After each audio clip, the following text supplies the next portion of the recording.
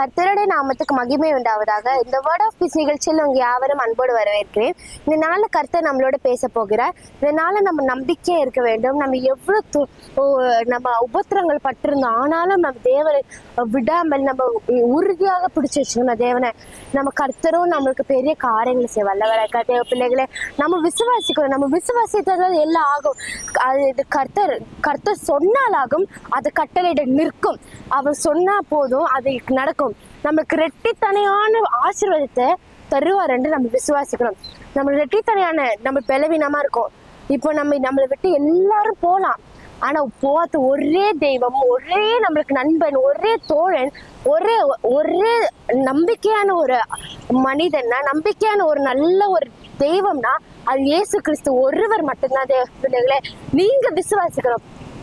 என்னை எல்லா இதுல இருந்து என்னை கை கொடுக்காம விட்ட எல்லா பேர் மத்தியிலையும், என்னை அசிங்கப்படுத்துற எல்லாரும் முன்னாடியும் என்னை ஒரே இதா கை கொடுத்து நிறுத்தின ஒரே தேவனை நான் அதை ஆராதிப்பேன்னு சொல்லணும். நம்ம ஏசப்பாக்குன்னு உறுதியா நம்ம இருக்கணும். உறுதியான அடித்தளமா இருக்கணும். நம்ம ஏசப்பாதான் நமக்கு பேசி, ஏசப்பாதான் நம்மளோடு இருந்து, ஏசப்பாதான் நமக்காக அவர் ரத்தம் சிந்தின அதே பிள்ளைகளை 3 ஆணிகளை தொங்கின ஒரே தெய்வம் அவர் தான். நம்மளோட பாவத்துக்காக அவர் ரத்தம் சிந்தினா, நம்ம பாவத்துக்காக அவர் அடிக்கப்பட்டார், நொறுக்கப்பட்டார். ஏசப்பாதான் நமக்கு பெரிய தெய்வம். அவர் இரக்கமுள்ள தேவன், அவர் பேசும் தேவன். அவர் பேசாத கல்லோ மரமோ அல்ல. அவர் நம்மளோட பெரிய காரியங்களை செய்ய வல்லவரா இருக்கிற தேவ பிள்ளைகள். இந்த நாள்ல கர்த்தர் நம்மளுக்கு கொடுக்கப்பட்டிருக்க வசனம் சகரியா 9ஆம் அதிகாரம் 12ஆம் வசனம். நம்பிக்கையுடைய சிறைகளே அரணுக்கு திரும்புங்கள், ரெட்டிப்பான நன்மையை தருவேன், இன்றைக்கே தருவேன். நம்ம நம்பிக்கையான சிறைகளா இருக்கணும். நம்ம இப்போவே நமக்கு ரட்சிப்பு, நம்ம ரெட்டிப்பான நன்மை அதெல்லாம் ஆண்டவர் நம்ம இன்னைக்கே தரப்போறான்னு சொல்றாங்க ஆண்டவர். யோபு பாருங்க, யோபு எல்லாத்தையும் இழந்தாங்க. அவங்களோட பிள்ளைகள், அவங்களோட ஆடு மாடுகள், அவங்களுடைய எல்லா இதை இழந்து கூட, ஆனா ஏசப்பா அவர் விடல. அவர் எல்லாத்தையும் இழந்தாரு. அவர் அப்ப கூட ஏசப்பா மறுதளிக்கல. அவர் எல்லாத்தையும் இழந்தோம்.